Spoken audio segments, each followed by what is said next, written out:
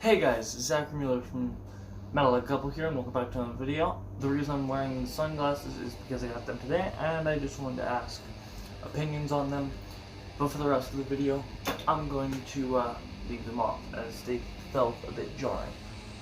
Now, I'm sorry if the camera work is a bit off. There we go. That looks better to me. Anyways, today is a review of The Blizzard of Oz. Now, this was the first solo album released by Ozzy Osbourne, and includes one of his most famous songs, "Crazy Train." So,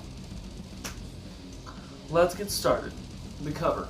It shows him in like a dreamlike state with wooden floors. I see a cat in the background. He's wearing almost like a robe type thing, and is holding a cross in his hand. Along with that, he's much younger in this photo. There's a horn in the back along with a skull. On this one, the horn has formed into the skull. Ozzy's much older, and you can see the cross actually dangling that he commonly wears. Along with him holding it, and the cat is still the same in the background, except it may be a little closer. On the CD, it looks like a vinyl, which I found cool, and it's what I'll be using to tell you everything that's on the album, because it's harder to read on the back since it's red writing on a black backing, which, depending on the shade of red you use, can work really well, but this one did not. And obviously the backing of this just says Ozzy Osbourne. Here's the back, really hard to see. Now, let's start reviewing the songs. I don't know. I had actually never heard this song until I bought the album. Now, when I heard this song, I was instantly like, wow, this is amazing. Why hadn't I heard this? It's similar stylistically to Crazy Train. It's more of his metal.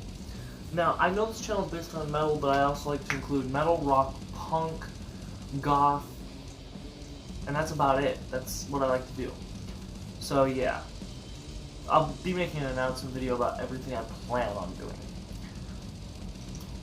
But I Don't Know is a really solid song, clocking in at 10 out of 10, because honestly, great.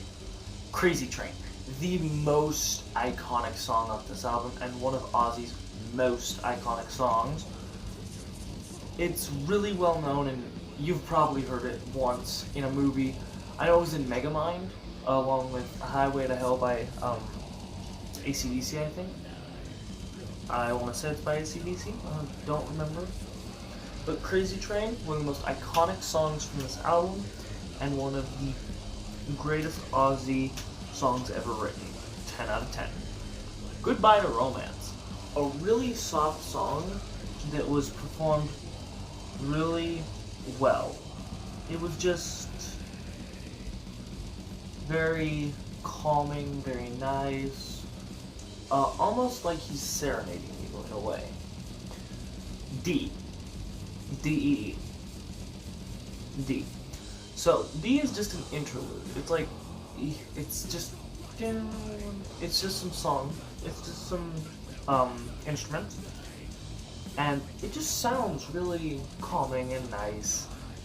But then it transitions into, now with interludes and starts, I'll try not to rate them, as it's like, it's just unfair, because I'm instantly going to say, well, they don't have lyrics, they're kind of short, you know, it's going to be stupid. Like, no. Suicide Solution. This song is another really hard one off the album, and it's great. A lot of Ozzy's work can fluctuate between super hard and super soft, and I've honestly been a fan of Ozzy Osbourne for a long time. I even have an Ozzy figure that I wish I'd brought down for this video, but I didn't, so I'll show it off in the next time I show off my shelf up there. There's a lot of cool stuff up there. But Suicide Solution is really a really nice one, and it's just got this interesting feel about it. I know that doesn't sound too descriptive, but I'm trying to add something to everything. Mr. Crowley. Oh, Mr. Crowley, you deserve a good rating. Yes, I believe this song deserves a great rating. It deserves at least a 9 out of 10.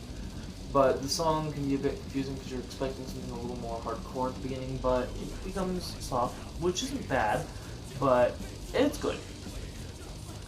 No Bone Movie. A really kind of just, forgettable one. But it's got a nice thing to it, and it's a pretty hard song. It's pretty hardcore. Not like super hardcore, but when I'm talking about ozzy, anything hard is going to be hardcore. But it goes, no, movie. It's in December, of course, and it's pretty good. It's a pretty good song. 8 out of 10. Just the 2 off is because it's forgettable. If it's forgettable, it loses points. If it's generally bad, it's Mother Earth, another kind of forgettable one, but that one's really not forgettable at the same time. It's just, to me, I'm forgetting it, I'm losing it a little bit, but it's a good song. 9 out of 10. Steal Away, and then in quotations, not quotations, parentheses, The Night. This song is pretty good. Another hardcore one off the album, and honestly, it's just really good in the beginning, and has this great feel throughout it. Now the bonus track. The only one we are not doing is RR, which is a bunch of, I believe, outtakes, if I'm correct. You looking at me, looking at you. Non-LP B-side. This one is, like, it's actually a mix between a little soft and a little hardcore. It's ozzy. It's perfect. It's amazing, and it's worth a listen. 10 out of 10. Goodbye to Romance, 2010 guitar and vocal mix. Honestly, like the other one, it's a 10 out of 10 for Ozzy. Anyways, overall, this album deserves a 9 out of 10. Not perfect, but it definitely captures what Ozzy can do on his own when he wasn't with Black Sabbath. Now, I will be covering Black Sabbath albums. It's just going to take me a little bit because buying CDs can be difficult. So, but what I'm probably going to end up doing is probably going to go to Barnes & Noble, pick up more CDs. But this one I did get online, so if I end up picking up more CDs, I will review them. So anyways, guys, thank you for watching. If you enjoyed this video, please leave a like, subscribe, and comment for more videos. Go down in the description to see the music used in this video, along with my amino and our band's Instagram. So, anyways, guys, thank you for watching. Bye-bye!